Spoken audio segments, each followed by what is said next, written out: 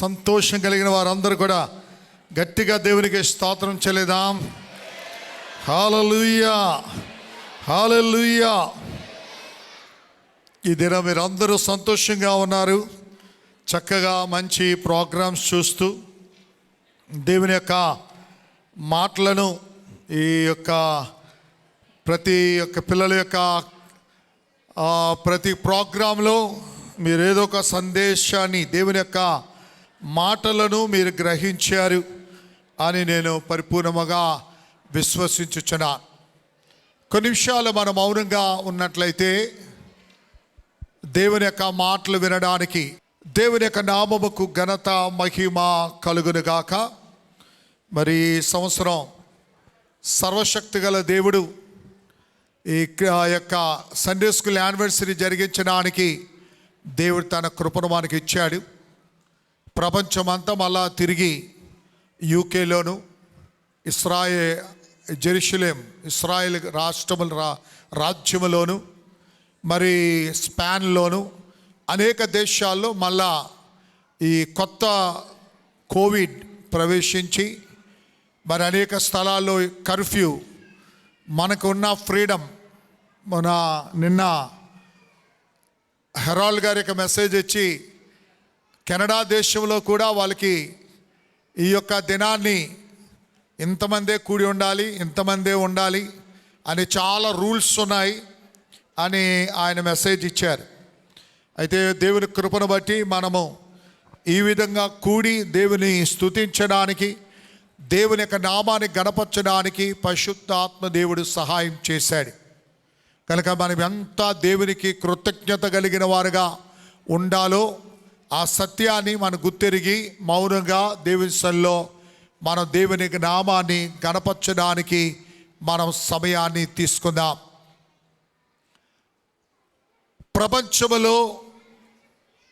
ప్రపంచమంతా ఈ దినాన్ని సెలబ్రేషన్ చేసుకుంటున్న దినాలు. మనం ఈ దినం ఈ విధంగా కూడాము. కానీ అనేక సంఘాల్లో నిన్నటి నుండి చాలా సందడిగా రాత్రంతా నిద్ర లేకుండా వారు యొక్క ఫెస్టివల్ యొక్క సందర్భముగా ఆ యొక్క పాటలు పాడడము, డ్యాన్స్లు వేయడము, ఆనందకరమైన ఒక సమయంలో వారందరూ కూడా సెలబ్రేషన్ చేస్తూ ఈ మార్నింగ్ కూడా ఆనందిస్తున్న సమయాలు. ఈ యొక్క క్రిస్మస్ అనేది నిజముగా యేసు ప్రభు వారు లోకానికి జన్మించాడు. నిజంగా క్రిస్మస్ ఉంది. కానీ తేదీ ఒకటే మనకు తెలియదు, కానీ నెల ఒకటే తెలియదు, కానీ సమయం మనకు తెలియదు. కానీ క్రిస్మస్ యేసు ప్రభు వారు లోకములో జన్మించాడు, అది మాత్రం సత్యం. యేసు ప్రభు వారు జన్మించాడు గనక మనం అందరూ ఇక్కడ ఉన్నాం. యేసు ప్రభు వారు జన్మించకపోతే మనం ఎవరు ఇక్కడ ఉండేవారము కాదు. మనం అందరూ ఇక్కడ ఉన్నామంటే ఏ అనుమానం లేదు, యేసు ప్రభు వారు లోకములో జన్మించాడు. అయితే యేసు ప్రభు వారు లోకములో జన్మించింది ఆయన్ని ఆరాధించాలి, స్తుతించాలి, ఆయన నామను గణపరచాలి, సత్యం. కానీ ఈ లోక ప్రజలు చేయించిన ఆచారములు, ఈ లోకమైన ప్రజలు మూఢనమ్మకాలు, అది దేవునికి ఇష్టము లేనిది. దేవుని యొక్క నామాన్ని గణపరచడం మంచిదే. క్రీస్తు యొక్క మనము 365 రోజులు కూడా 366 రోజులు కూడా మనము యేసు ప్రభు లోకములో జన్మించి ఉన్నాడు అనే శుభవర్తమానాన్ని మనం అందిస్తున్నాం. అది యేసు ప్రభు లోకములో వచ్చుట ద్వారా నిజముగా ప్రజల హృదయాల్లో ఒక నెమ్మది, ఒక విడుదల, ఏ జీవితాలైతే విడిపోయాయో ఆ జీవితాలు కలపబడి, ఏ జీవితాలైతే కురిగిపోయాయో ఆ జీవితంలో నెమ్మది పొంది, ఏ జీవితాలైతే వ్యాధులతో దుఃఖముతో కాలము గడుపుతున్నారో ఆ జీవితాల్లో సమాధానమును పొంది యొక్క నిత్యమైన నరకానికి వెళ్ళిపోతున్న వారు నిత్య జీవానికి నడిపించబడుతున్నారు. అది యేసుప్రభువారు ఈ లోకములో జన్మించిన ద్వారా. ఒక అమెరికా దేశంలో కథ చెప్తున్నాను, జాతకం వినండి. కథ కాదు, జరిగిన సందర్భం. అమెరికా దేశంలో ఒక పాస్టర్ గారు ఒక పల్లెటూరులో ఒక సంఘానికి ఆయన ఒక పాస్టర్గా ఆయన నియమింపబడ్డాడు. అయితే ఆయన నియమింపబడిన ఆ సంవత్సరం ఆయన ఉద్దేశము క్రిస్మస్ పండుగ చాలా బాగుగా జరిగించాలని ఎంతో ఆశతో మొట్టమొదటిగా ఆయన అక్కడికి వెళ్ళాడు కనుక ఆయన వెళ్ళిన ఆ యొక్క సంవత్సరం క్రిస్మస్ పండుగ బాగా జరిగించాలని తనకున్న చర్చ్ అంతా కూడా డెకరేషన్ చేసి స్టేజ్ అంతా కూడా చక్కగా అలంకరించి అన్నీ చేసి సిద్ధపడుతున్న సమయంలో ఈ యొక్క క్రిస్మస్ యొక్క ముందు 4 రోజుల ముందు పెద్ద తుఫాన్ రావడం, ఆ యొక్క నీళ్ళు రావడం, ఆ స్టేజ్ అంతా కూడా తడిసిపోవడం. అంటే మనలాంటి గోడలు కాదు, అక్కడ చెక్కలు కనుక ఆ స్టేజ్ అంతా తడిసిపోవడం, ఆ స్టేజ్ అంతా కూడా పాడైపోయి అది కూలిపోవడం, ఇవన్నీ కూడా ఆయనకు చాలా వేదన కలిగి అక్కడ సంఘంలో కొంతమంది సహాయంతో తిరిగి ఆ యొక్క ఆ స్టేజ్ని అంతా కూడా ఆయన చక్కగా సిద్ధపరిచాడు. అయితే ఆయనకి ఏ విధమైన సంతృప్తి లేదు, ఆ పాస్టర్ గారికి ఏ విధమైన సంతృప్తి లేక దీన్ని ఇంకా ఏ విధంగా అలంకరించాలి, ఏ విధంగా చక్కగా తయారు చేయాలని ఆలోచిస్తూ ఆయన ఆ యొక్క చర్చిలో ఆ మూల ఈ మూల వెతుకుతున్నప్పుడు ఆ స్టోర్లో ఒక కార్పెట్ దొరికింది. ఆ స్టోర్లో ఒక కార్పెట్ దొరికింది. ఆ కార్పెట్ని బాగా క్లీన్ చేసి దాని మీద ఉన్న డిజైన్స్ అన్నీ కూడా ఆయనకి చాలా చక్కగా ఇష్టమైంది కనుక ఆ కార్పెట్ని ఏం చేస్తాడనగా స్టేజ్ వెనకాతల కట్టి దాన్ని కట్టినప్పుడు తాను ఆశించిన విధముగా ఆ స్టేజ్ ఏం చేసిందనగా అలంకారముగా కనబడింది, చాలా చక్కగా అందముగా కనబడింది. అయితే ఇవన్నీ అరేంజ్ చేసి ఆయన మరి బయటికి వెళ్తున్న సమయంలో అయితే చాలామంది ఇన్వైట్ చేద్దాం, అందరినీ కలుద్దాం, కనబడుతున్న వారందరినీ కొత్త పాస్టర్ గారు కనుక ఆ ప్రాంతంలో ఎవరు ఆయనకి తెలియదు కనుక కొంతమంది పరిచయం చేసుకుందామని ఆయన అటు ఇటు తిరుగుతున్న సమయంలో ఒక చిన్న ఇల్లు ఉంది. ఆ ఇంటికి వెళ్ళాడు. ఆ ఇంటికి వెళ్ళినప్పుడు అక్కడ ఒక అమ్మగారు మాత్రమే కనబడ్డారు. అయితే అమ్మగారితో అడిగాడు, అయ్యా అమ్మ నువ్వు ఒంటరిగా ఉన్నావేంటి, ఎవరు లేరా అంటే, అయ్యా మా ఆయన అమెరికా ఆర్మీలో ఉండేవాడు.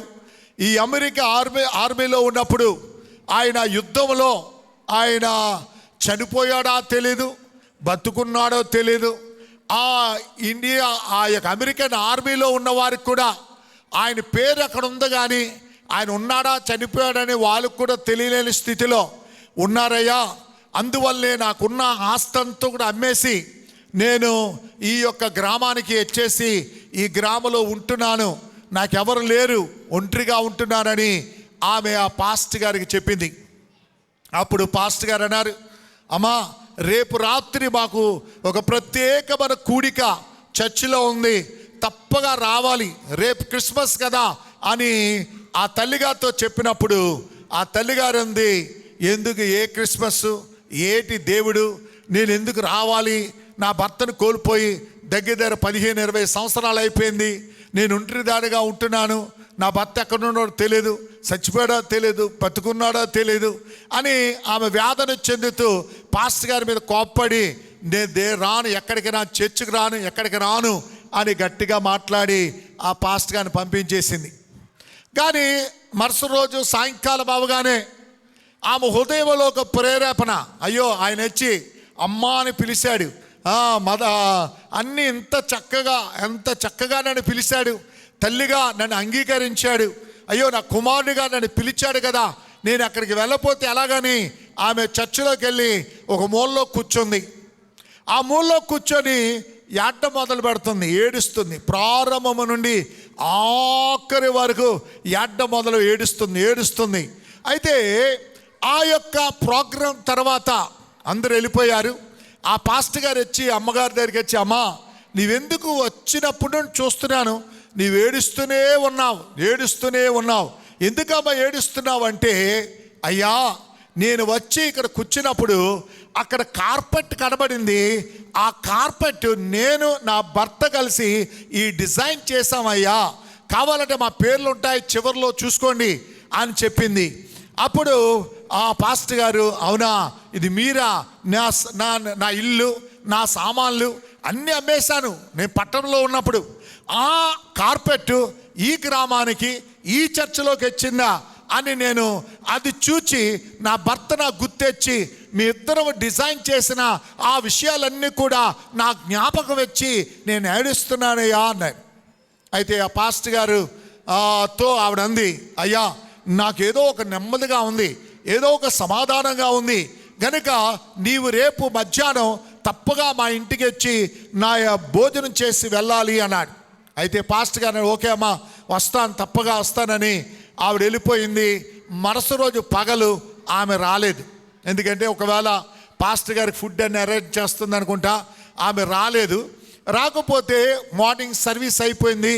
సర్వీస్ అయిపోయినప్పుడు ఒక ఎల్డరీ అంటే ఒక వయసు కలిగిన ఒక మనిషి ఆ యొక్క స్టేజ్ దగ్గర మోకాలేసి ఏడుస్తున్నాడు. ఆ స్టేజ్ దగ్గర మోకాలేసి ఏడుస్తున్నాడు. ఏడుచుచ్చినప్పుడు ఆ పాస్టర్ గారు వెళ్ళి, అయ్యా నీవెందుకు ఇలా ఏడుస్తున్నావు అంటే ఆయన అన్నాడు, అయ్యా మొట్టమొదటిసారిగా మీ చర్చికి నేను వచ్చాను, ఈ ప్రాంతానికి మొట్టమొదటిసారిగా వచ్చాను కనుక నేను ఈ ప్రాంతానికి ఇక్కడ చర్చి దగ్గరికి వచ్చినప్పుడు నేను ఈ యొక్క కార్పెట్ చూసి నేను నా భార్య ఏం చేస్తామనగా ఈ యొక్క డ్రాయింగ్, ఈ యొక్క డిజైన్ మేమే గీసాం. ఈ యొక్క కార్పెట్ చూసి నేను 15 దగ్గర 20 సంవత్సరాల నుండి నా భార్యను కోల్పోయాను. నేను చనిపోయాను అనుకో, మొత్తానికి ఆమె ఇల్లు, స్థలము, ఆస్తి అంతా అమ్మేసింది. అంతా అమ్మేసి ఎక్కడికి వెళ్ళిపోయిందో నాకు తెలీదు. ఆమె గురించి నేను వెతుకుతున్నానయ్యా, ఆమె గురించి వెతికి వెతికి వెతికి అలసిపోయాను అని ఆయన చెప్పి ఆ కార్పెట్ నేను నా భార్య మేము డిజైన్ చేసామని చూడండి మా పేర్లు అక్కడ ఉంటాయని చెప్పినప్పుడు ఆ పాస్టర్ గారు హృదయం ఏం చేసిందనగా గొప్ప ఆనందం, గొప్ప సంతోషం వచ్చింది. ఎందుకంటే నిన్న రాత్రి ఒక స్త్రీ వచ్చింది, అయ్యా ఈ కార్పెట్ నేను నా భర్త తయారు చేసాం, డిజైన్ చేసాం అని ఏడ్చుకొని వెళ్ళింది. ఈ యొక్క పాలిస్ సభలో ఒక వ్యక్తి వచ్చి, అయ్యా ఈ కార్పెట్ నేను నా భార్య మేము డిజైన్ చేసాం అని నేను నా భార్యని కోల్పోయాను, 15-20 సంవత్సరాల నుండి నేను వెతుకుతున్నాను, నాకు ఎక్కడ కూడా కనబడలేదు అని ఆయన ఆడటం మొదలుపెట్టాడు. అంటే నిజముగా క్రిస్మస్ ఆ యొక్క సందడి ఏంటనగా, క్రిస్మస్ యొక్క నిజమైన అర్థమేమనగా, ఎవరైతే వారి జీవితాల్లో కోల్పోయిన దాన్ని తిరిగి పొందే అనుభవం కలిగి ఉండడమే నిజమైన క్రిస్మస్. ఆమేన్. ఎంతమందికి అర్థమవుతుంది? ఏది కోల్పోయావో దాన్ని తిరిగి పొందడమే నిజమైన క్రిస్మస్. అంతేగాని క్రిస్మస్ ట్రీలు పెట్టడమో, స్టార్లు వెలిగించడమో, అరుసులు తయారు చేసుకోవడమో, లేకపోతే పలహారాలు తయారు చేసుకొని కేకులు కట్ చేసుకోవడమో, కొవ్వొత్తులు వెలిగించడమో కాదు. ఈ యొక్క డిసెంబర్ 25వ తారీఖున ఈ యొక్క ప్రపంచంలో అందరూ కూడా యేసు ప్రభువు జన్మించి ఉన్నాడనే ఆ సంతోషం ఆనందించుచున్న ఈ సమయంలో ఈ యొక్క సండే స్కూల్ అండ్ లేకపోతే ఈ సెలబ్రేషన్కి వచ్చిన ప్రతి ఒక్కొక్క విశ్వాసి, ప్రతి ఒక్కొక్క బిడ్డ, నా మాట అర్థం చేసుకున్న ప్రతి వారు, మీ జీవితంలో నీవేది కోల్పోయావో, నీ జీవితంలో ఏది నష్టపోయావో, నీ జీవితంలో ఏది వేదనతో నింపబడిందో, ఏ జీవితంలో ఏది కృగిపోతున్నావో, ఏ పరిస్థితుల గురించి నువ్వు నలిగిపోతున్నావో, ఏ పరిస్థితుల గురించి నువ్వు వేదన చెందుతున్నావో, ఈ యొక్క పాలిసభలో ఇక్కడ నుండి నువ్వు తిరిగి వెళ్తున్నప్పుడు గొప్ప సమాధానముతో క్రీస్తు నుండి జవాబు పొంది, క్రీస్తు యొక్క తాకిడి పొంది, క్రీస్తు యొక్క సమాధానం పొంది, క్రీస్తు యొక్క వెలుగు చేత నువ్వు ప్రకాశింపబడి ఇక్కడ వెళ్ళాలి అని ప్రభు పేరట మిమ్మల్ని అందరినీ నేను కోరుచున్నాను. అది నిజమైన క్రిస్మస్. అంతేగాని ఈ లోకములో ప్రజలు చేస్తున్న సెలబ్రేషన్ కాదు నిజమైన క్రిస్మస్. నేను మీకు ఒక 5 పాయింట్లు త్వరగా నేను ప్రసంగం చేయాలంటే నాకు ముందు కనీసం ఒక 2 గంటలు ప్రసంగం చేయడానికైనా నా దగ్గర సబ్జెక్ట్ ఉంది. అయితే నేను దాన్ని వివరించి బోధించడానికి సమయం తీసుకోను. ఎప్పుడైనా దేవుడు మార్గాలు తెరిస్తే ఆరాధనలో ఈ యొక్క సబ్జెక్టుని తీసుకొని మాట్లాడడానికి నేను ప్రయత్నం చేస్తాను. ఇక్కడ మీకు 5 విషయాల్ని క్రిస్మస్ దినాన నిజముగా యేసు ప్రభు అంటే క్రిస్మస్ అనేది డిసెంబర్ 25వ తారీఖు కాదు నేను చెప్పింది. నేను చెప్పేది యేసు ప్రభు లోకములో జన్మించాడు. ఆ జన్మించిన యేసు ప్రభు లోకములో జన్మించిన ఆ జన్మమును జ్ఞాపం చేసుకుంటున్న వారికి 5 విషయాల్ని మీ ముందు చూపించాలని, 5 వ్యక్తుల్ని మీ ముందు చూపించాలని నేను ఆశిస్తున్నాను. అందరికీ మనకు తెలిసిన మా యొక్క మదర్ ఆఫ్ మేరీ యేసు ప్రభు తల్లి అయిన మరియను మొట్టమొదటిగా మీకు చూపిస్తాను. లూకాసు సువార్త 1వ అధ్యాయము 46వ వచనం నుండి 48 వచనాల్ని త్వరగా మనం చదువుదాం. అప్పుడు మరియా ఇట్లనెను, నా ప్రాణము ప్రభువును గణపరుచున్నది. ఆయన తన దాసురాలి దీనస్థితిని కటాక్షించెను. నా ఆత్మ నా రక్షకుడైన దేవుని యందు ఆనందించెను. ఓకే, ఇది నాకు కావాల్సిన ఆ మాట. అది నా ఆత్మ నా రక్షకుడైన దేవుని గురించి ఏం చేసింది? ఆనందించెను.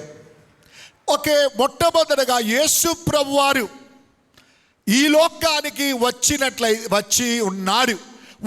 ఉన్నాడు గనక ప్రజల్లో ఏం కావాలనగా ఆనందము కావాలి. ఈ దినములో మనుష్యునికి లేనిది ఆనందం. అంటే నీ పై కనబడే ఆనందం కాదు. ఫ్రెండ్స్ రాగానే ఒక ఆనందం, బంధువులు రాగానే ఒక ఆనందం, కొత్త బట్టలు కొనుక్కోగానే ఒక ఆనందం, ఇంట్లో ఒక పలహారాలు వండుకున్నప్పుడు ఒక ఆనందం, లేకపోతే మనం ఈ విధంగా గ్యాదర్ అయినప్పుడు ఒక ఆనందం. ఈ ఆనందమే ఇది. ఆనందం అంతా కూడా తాత్కాలికమైన ఆనందం. నేను ఈ ఆనందం గురించి కాదు నేను చెప్పేది. నిజమైన ఆనందం ఎక్కడి రావాలనగా నీ హృదయాంతరాంగంలో రావాలి. ఈ నిజమైన నీ అంతరాంగంలోని ఈ ఆనందం రావాలంటే ఇక్కడ మొట్టమొదటి మనం చదివిన మా పై భాగం చదువు మరొకసారి. మరియా అంటుంది, నేను నా ప్రాణము ప్రభువును గణపరచుచున్నది. ఆయన తన దాసురాలి దీనస్థితిని కటాక్షించెను. తన దాసురాలిని హీన స్థితిని ఏం చేశాడనగా, ఆమె హీన స్థితి ఆమె ఒప్పుకుంటుంది. నేను చాలా దరిద్రతలో, నేను చాలా పేదరికములో, నేను చాలా కష్టతరములో, నేను చాలా పేదరికములో ఉంటున్న నన్ను సర్వశక్తి గల దేవుడు ఏం చేస్తాడనగా నా ఎడల కటాక్షము చూపించాడు. అవునండి, మనము ఎన్నిక లేని మన జీవితాలకి, తునీకరింపబడిన మన జీవితాలకి, సమాధానము లేని మన జీవితాలకి, సంతోషము లేని జీవితాల్ని, ఆ జీవితాల్ని మనము ఏ స్థితిలో ఉన్నామో ఆ స్థితిని మనం ఏం చేయాలనగా గుర్తెరిగిన వారుగా తీర్చబడినట్లయితే మనం పొందుచున్న ఆనందాన్ని మనం ఏం చేయాలనగా గ్రహించేవారుగా తీర్చబడతాం. చాలామంది వారి యొక్క పరిస్థితిని వారు గుర్తెరగలేని స్థితిలో ఉన్నారు. వారు ఎంత దీన స్థితిలో ఉన్నా, ఎంత వేదన స్థితిలో ఉన్నా, ఎంత దుఃఖ స్థితిలో ఉన్నా నటించేవారుగా చాలామంది ఎలా ఉన్నారనగా నటించేవారుగా కనబడుతున్నారు, నటించేవారుగా జీవిస్తున్నారు. ఈ నటన జీవితం కాదు. ఇక్కడ మరియా అంటుంది, నేను ఏ స్థితిలో ఉన్నానగా దీన స్థితిలో ఉన్నాను, దరిద్ర స్థితిలో ఉన్నాను, ఈ యొక్క పేదరిక స్థితిలో ఉన్నాను, ఎన్నిక లేని స్థితిలో ఉన్నాను. నా జీవితంలో సంతోషించడానికి, ఆనందించడానికి ఏది కూడా లేదు. కానీ ఆ సర్వశక్తి గల దేవుడు నా ఎడల ఏం చేశాడనగా ఆయన కటాక్షము చూపించాడు. అవునయ్యా, అమ్మ, అయ్యలారా, ఈ యొక్క క్రిస్మస్ అనుకున్న ఈ యొక్క దినమున, లేకపోతే ఈ యొక్క సండే స్కూల్ యానివర్సరీకి వచ్చిన నా సహోదరుడా సహోదరి, ఈ యొక్క పాలు సమయంలో, నా మధ్యాహ్న సమయంలో నా సర్వశక్తి గల దేవుడు నీ ఎడల ఆయన కటాక్షము చూపించడానికి ఆయన ఇష్టపడుతున్నాడు. దేవునికి స్తోత్రం. ఎప్పుడు ఇష్టపడతాడంటే నీవు ఏమై ఉన్నావో అని గుర్తెరిగినప్పుడు. మరియా తన యొక్క జీవితాలు, మేము యెరూషలేముకి వెళ్ళినప్పుడు ఆ యేసు ప్రభువారు ఆ మరియా ఉన్న గృహాల్ని, ఆ స్థలాల్ని మేము సందర్శించాం, మేము చూసాం. ఆ యొక్క ఇల్లులు మీరు చూస్తే చాలా ఆశ్చర్యం అనిపిస్తుంది. ఇక్కడ స్లమ్లో ఉన్న ఇల్లులు ఎలా ఉంటాయో అలాగున్న ఇల్లులు. యేసుప్రభు వారు ఆ జన్మించిన దినాల్లో, యేసుప్రభు మరియా ఉన్న దినాల్లో ఆ ఇల్లులు ఎలాగున్నాయనగా చెప్పాలంటే మన బాత్రూమ్స్ అంత ఉంటాయి. చిన్న చిన్న ఇల్లుల్లో ఉండేవారు. అంత పేదరికములో ఉంటున్న ఆ మరియా, ఏ దిక్కు లేకుండా ఉన్న మరియా అంటుంది, నా సర్వశక్తి గల దేవుడు ఆయన కటాక్షం నా మీద ఉంచాడు గనక నాకు ఇప్పుడే కలిగింది అనగా నా జీవితంలో ఆనందము కలిగింది. నా మాట వింటున్న సహోదరా సహోదరి, నా మాటలు కట్ చేయాలి గనక నేను ముందుకు వెళ్ళడానికి ఆశించట్లేదు. ఆ సర్వశక్తి గల దేవుడు నీ జీవితంలో నీవెవరను ఒప్పుకున్నట్లయితే ఈ యొక్క పలు సమయంలో లేకపోతే ఈ మధ్యాహ్న సమయంలో నా సర్వశక్తి గల దేవుడు నీ ఎడల ఏం చేస్తున్నాడు అనగా కటాక్షము చూపిస్తున్నాడు. ఎప్పుడైతే నా సర్వశక్తి గల దేవుడు కటాక్షం చూపిస్తే నీ జీవితంలో ఏమేస్తుంది అనగా ఆనందం. నిజముగా యేసు ప్రభును కలిగిన వారి జీవితంలో ఏముంటుందనగా ఆనందం. దేవునికి స్తోత్రం. దుఃఖం ఉండదు, వేదన ఉండదు. అయ్యో ఈ రోగం వచ్చినా, మళ్ళా చెప్తాను, ఇంక దుఃఖం వేదన ఉండదంటే ఇంక రోగాలు రావండి, అప్పులు రావండి, బాధలు రావండి, ఆర్థిక ఇబ్బందులు రావండి, అది కాదని చెప్పేది. నీ జీవితంలో మనుష్యులుగా మన లోకములో ఉన్నంత కాలము మట్టి గనక మన కష్టాలు వస్తాయి, బాధలు వస్తాయి, వేదనలు వస్తాయి, దుఃఖాలు వస్తాయి, అప్పులు బాధలు వస్తాయి, అన్నీ వస్తాయి.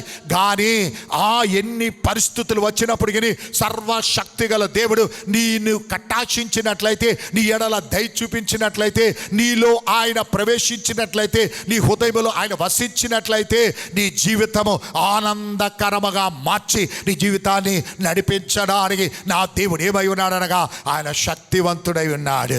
రెండో వ్యక్తి మీకు చూపించవలసింది యోసేపు జీవితం. యేసు ప్రభు మరియకి ప్రదానము చేయబడిన ఆ యోసేపు యొక్క జీవితము. మత్తయి సువార్త 1వ అధ్యాయం 19-20 వచనాల్ని త్వరగా చదువుదాం. Matthew chapter 1 verse 19 and 20. ఆమె భర్త అయిన యోసేపు నీతిమంతుడై ఉండి ఆమెను అవమాన పరచకుండా రహస్యముగా ఆమెను విడనాడ ఉద్దేశించెను.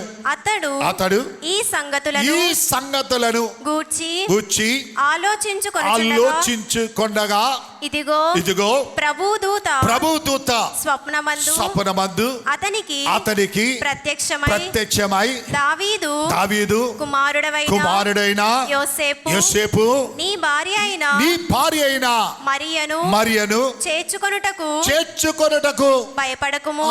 ఇక్కడ మనం నేర్చుకోవలసిన సత్యమేమనగా, యోసేపు రహస్యముగా అవమానపరచకుండా రహస్యముగా విడిచిపెట్టాలని ఆ ప్లాన్ చేస్తున్నప్పుడు దేవుని దూత అంటుంది, ఆమెను వేచేయకూడదనగా విడిచిపెట్టకూడదు. ఈ యొక్క సర్వశక్తి గల దేవుడు ఈ లోకంలో జన్మించాడనే ఆలోచించిన దినాల్లో, సంతోషించిన దినాల్లో మీకు ఒక శుభవర్తమానం ఏమనగా, యేసుని విడిచిపెట్టకూడదు. విడిచిపెట్టవలసిన దాన్ని విడిచిపెట్టాలి. విడిచిపెట్టకుండా ఉండవలసినది విడిచిపెట్టకూడదు. చాలామంది విడిచిపెట్టవలసినవి విడిచిపెట్టరు, విడిచిపెట్టకూడదాన్ని ఏం చేస్తారనగా విడిచిపెట్టేస్తారు. ఏది విడిచిపెట్టాలి? నీలో పాపాన్ని విడిచిపెట్టాలి, నీలో భూతులు విడిచిపెట్టాలి, నీలో అబద్ధాన్ని విడిచిపెట్టాలి, నీ జీవితంలో దేశాలు విడిచిపెట్టాలి, నీలో ఉన్న పాప జీవితం అంతా కూడా విడిచిపెట్టాలి. దేన్ని విడిచిపెట్టకూడదు? దేవుని ప్రేమను విడిచిపెట్టకూడదు, దేవుని వాక్యాన్ని విడిచిపెట్టకూడదు, ప్రార్థన విడిచిపెట్టకూడదు, దేవుని సహవాసాన్ని విడిచిపెట్టకూడదు, దేవుని సన్నిధిని విడిచిపెట్టకూడదు. నీ జీవితాన్ని దేవుని సన్నిధిలో సమర్పించుకునే ఆ విధానాన్ని నీ విడిచిపెట్టకూడదు. ఈ యొక్క రాత్రి, ఈ యొక్క పల్సమలో, ఈ యొక్క మధ్యాహ్న సమయంలో పరిశుద్ధాత్మ దేవుడు అంటున్నాడు, నీవు విడిచిపెట్టకూడదు. దేవుని వాక్యమును విడిచిపెట్టకూడదు.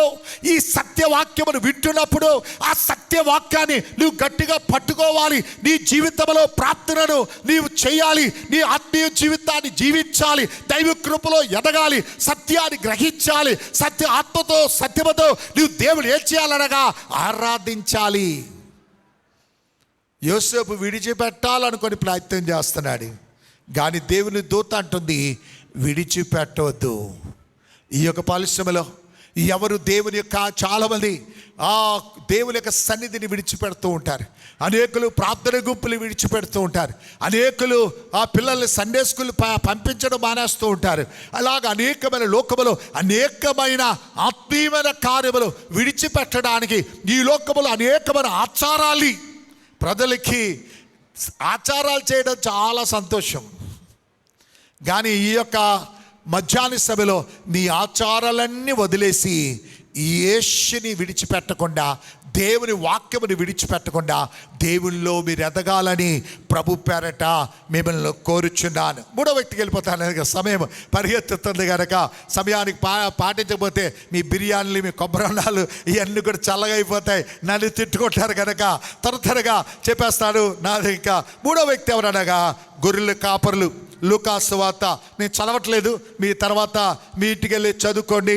లూకాసు వార్త 2వ అధ్యాయము 8, 9, 10 వచనాలు చదవాలి.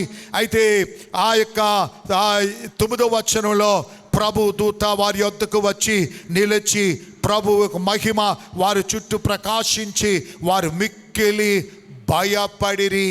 వాళ్ళు ఏం చేశారు? భయపడి వారు నిజముగా ఈ యొక్క గొర్రెల కాపరులు రాబో ఈ యొక్క దేవాలయములో బలియాగముల కొరకు ఈ యొక్క గొర్రెలు పెంచుతూ ఆ యొక్క దేవుని యొక్క ఆరాధన కొరకు వారు ప్రయాసపడుతున్న వారు జీవితం అంతా భయమే, అడవిలో భయమే, ఆ యొక్క జంతువుల్ని ఏ మృగం తీసుకుని వెళ్ళిపోతా భయమే, ఏ ఒక మృగం వాళ్ళని చంపుతుందనే భయమే. ఈ లోకములో భయముతో వారి కాలము గడుపుతుండగా గాబ్రియేలు దూత వచ్చేమంటుందని భయపడవద్దు అంటుంది. ఈ యొక్క సమయంలో భయపడుతున్న నా సహోదరా సహోదరి, ఈ యొక్క దినముల్లో నీవు సంతోషించు ఆనందించే సమయంలో నీ వెనకాతలు భయం వెంటాడుతుందేమో, నీ హృదయంలో భయం వెంటాడుతుందేమో, నీ జీవితంలో భయం చేత ఆందోళన చేత నీవు కాలము గడుపుతున్నావేమో. ఈ యొక్క మధ్యాహ్న సమయంలో నా పరిశుద్ధాత్మ దేవుడు అంటున్నాడు, భయపడవద్దు, నేను నీ కొరకు వచ్చి ఉన్నాను. నీ కొరకు నేనేమనగా ఆగముగా తీర్చబడి ఉన్నాను. నీ కష్ట సమయంలో, నీ వేదన సమయంలో, నీ దుఃఖ సమయంలో, నీ ప్రయాస సమయంలో నేను నీతో కూడా ఉన్నాను. నేను ధైర్యపరిచేవాడిని, నేను బలపరిచేవాడిని, నేను ఆదరించేవాడిని, నీ శక్తి వచ్చేవాడిని, నేను నడిపించేవాడిని నేను. కనుక నీవేచేవదనగా భయపడవద్దు. ఈ యొక్క సమయంలో యేసు ప్రభుని ఎవరైతే వారి హృదయంలో స్వీకరిస్తారో క్రీస్తు గరుగా ఆయన ఆనందించడానికి, ఆయన విడిచిపెట్టకుండా ఆయనలో జీవించడానికి తీర్మానం చేసిన నా సహోదరు ఆ సహోదరి, నీలో ఉన్న భయాన్ని నా సర్వశక్తి గల దేవుడు ఏం చేస్తాడనగా పారద్రోలుతాడు. నీకేమిస్తాడనగా ధైర్యాన్ని, బలాన్ని, కృపనిచ్చి నడిపిస్తాడు. 4వ విధముగా ఆయన జ్ఞానుల గురించి మనం నేర్చుకోవాలి. మత్తయి సువార్త 2వ అధ్యాయము 10, 11 వచనాలు మనం నేర్చుకోవాలి. ఇవన్నీ వివరించడానికి నాకు టైం లేదు కనుక షార్ట్గా చెప్పేస్తున్నాను. అక్కడ 4వది ఏమనగా వారు ఏం చేశారనగా ఆయన ఎవరో అని వారు గుర్తెరిగి ఆయనకి ఏం చేశారనగా విలువైన బహుమానాలు ఏం చేశారనగా తీసుకుని వచ్చారు. అంటే సర్వశక్తి గల దేవుడి దగ్గర వారు ఒట్టి చేతులతో రాలేదు. ఆయన యూదులకు రాజుగా పుట్టినవాడు, ఎక్కడో పుట్టాడు అనే నక్షత్రాన్ని చూచిన వాళ్ళు యేసు ప్రభుని చూడడానికి వారు బయలుదేరిన వారు ఒట్టి చేతులతో రాలేదు. వాళ్ళు ఎలాగొచ్చారనగా ఆయనకి బహుమానములు. ఏ బహుమానం అనగా విలువైన బహుమానము. చాలామంది దేవునికి ఏం చేస్తారనగా చెల్లలేని దాన్ని దేవునికి ఇవ్వడానికి, లేకపోతే విలువలేని దాన్ని దేవునికి ఇవ్వడానికి ఇష్టపడతారు. అది కాదు. మన జీవితంలో దేవునికి ఏమి ఇవ్వాలనగా విలువైనది. మొట్టమొదటిగా విలువైనది నీ జీవితాన్ని దేవుని కొరకు ఇవ్వాలి. రెండవది నీ కుటుంబాన్ని దేవుని కొరకు ఇవ్వాలి. మూడవది నీకున్న సమస్తము దేవుని కొరకు ఏం చేయాలనగా సమర్పించుకోవాలి, బహుమానముగా దేవునికి ఇవ్వాలి. ఎందుకంటే ఆ యొక్క కోల్గేట్ కంపెనీ గురించి, కోల్గేట్ పేస్ట్ మీకు తెలుసు కదా, కోల్గేట్ పౌడర్ తెలుసు కదా. ఈ కోల్గేట్ యొక్క కంపెనీ వారు స్టార్ట్ చేస్తున్నప్పుడు ఆ సర్వశక్తి గల దేవునికి ఆ ఓనర్ ఏం చేస్తాడనగా 10% ఇవ్వడానికి తాను తీర్మానం చేశాడు. దాని తర్వాత 50% దేవునికి ఇవ్వడానికి తీర్మానం చేశాడు. దాని తర్వాత 90% దేవునికి ఇవ్వడం ప్రారంభించాడు. తర్వాత 99% దేవుడికి ఇవ్వ మొదలు పెట్టాడు. ఆయన అన్నాడు, నాకు 1% చాలు, అదే ఒక కుప్పలు అంటున్నాడు. కనుక సర్వశక్తి గల దేవునికి శ్రేష్టమైంది ఇవ్వడానికి చూడండి, ఒకటి పెడితే 2 వస్తుందని కాదు. అలాగిస్తే మీకు ఏ ప్రయోజనం లేదు. చాలామంది ఒకటి పెట్టండి ఇక అంటారు కదా, ఏదో ఆట ఆడుతున్నప్పుడు ఏమంటారు, పెట్టండి 10 రూపాయలు పెట్టండి, 100 రూపాయలు తీసుకెళ్ళండి, 100 రూపాయలు అండి. అచ్చే ఇది కాదు. చాలామంది క్రైస్తవులు ఏమనుకుంటారంటే దేవుడికి 10 రూపాయలు ఇస్తే 100 రూపాయలు ఇస్తాడు, 100 రూపాయలు ఇస్తే 1000 రూపాయలు ఇస్తాడు. ఆ యొక్క బేరం కాదు దేవుని దగ్గర. నీవేం చేయాలనగా, ఈ కోల్గేట్ కంపెనీ వాడు ఎలాగని దేవుని కొరకు తన వ్యాపారం ప్రారంభించినప్పుడు 10% దేవునికి ఇవ్వడం మొదలు పెట్టాడు. దాని తర్వాత తన వ్యాపారం వృద్ధి చెందుతున్నప్పుడు 15%, 50%, 50 హాఫ్ ఇవ్వడం మొదలు పెట్టాడు. అందరూ ఆశ్చర్యపడిపోతున్నారు. ఇదే మనుషురా ఈ 50% ఇచ్చేస్తున్నాడు దేవుని, కానీ అడన్నాడు ఈ 50% చాలు నా కుప్పలు ఉన్నాయనంటాడు. దాని తర్వాత దేవుడు ఇక్కడ దీవించినప్పుడు ఆయన దాన్ని 90% ఇవ్వడం మొదలు పెట్టాడు. ఇంకా దీవించినప్పుడు 99%గా దీవింపబడడానికి కారణం ఏంటనగా, ఏదో లాభం దొరుకుతుంది అని ఆయన చేయలేదు. ఆయన చేసింది దేవునికి ఆయన బహుమానం, దేవునికి నా దేవునికి శ్రేష్టమైనది ఇవ్వాలి, నా దేవునికి శ్రేష్టమైనది ఇవ్వాలని తాను ఏం చేస్తాడనగా ఆశించాడు. అయిలారా, సనుక్కొని ఇస్తున్న వారు ఎవరు ఉన్నట్లయితే, గునుక్కొని దేవుని కొరకు ఇస్తున్న వారు ఎవరైనా, దెబ్బలాడుకొని దేవుని కొరకు ఇస్తున్నట్లయితే నీకు దొరికిన ఫలము 0. నీవు దేవుని దగ్గరికి వచ్చినప్పుడు, దేవుని సన్నిధికి వచ్చినప్పుడు నీవు ఎలాగనగా, ఇదిగో నీ దేవుని సన్నిధికి వెళ్తున్నాను. ఇవన్నీ చదవడానికి టైంలో సౌలు ఆ యొక్క తండ్రి యొక్క గాడిదని వెతుక్కొని వెళ్తున్నప్పుడు ఆ వెతికి ఎక్కడ కూడా దొరకలేదు. ఎక్కడ కూడా దొరకలేనప్పుడు ఆయనకు నిరాశ కలిగి ఆ మొదటి సమూయేలు గ్రంథం 9వ అధ్యాయం 5 నుండి 8 వచనాల్ని మీరు చదివినట్లయితే, 1 Samuel chapter 9 verse 5 to 8 చదవడానికి సమయం లేదు, చెప్పేస్తున్నాను. ఆ యొక్క సౌలు ఆఖరికి ఆ దాసుడు అంటాడు, అయ్యా మనం తిరిగి వెళ్ళిపోవడం కాదు, ఇక్కడ ఒక ప్రవక్త ఉన్నాడు, ఆ ప్రవక్త దగ్గరికి మనం వెళ్ళినట్లయితే మన గాడిద ఎక్కడుందో చెప్తాడని చెప్పినప్పుడు ఆ సౌలు అంటున్న మాట, అయ్యా మనము ఆయన దగ్గరికి వెళ్ళినప్పుడు ఆయనకి ఇవ్వడానికి మన దగ్గర ఏమీ లేదు, ఆయనకి అర్పించడానికి మనకి ఏమీ లేదు, ఆయనకి ఇవ్వడానికి ఏమీ లేదు అంటే, ఆ సౌలు ఇంత క్లిష్ట పరిస్థితుల్లో కూడా తన జీవితంలో ఆ ప్రవక్తను కలుసుకున్నానికి ఏదో ఒక శ్రేష్టమైనది ఆయనకి ఏం చేయాలి, అర్పించడానికి మన దగ్గరికి ఏమీ లేదు.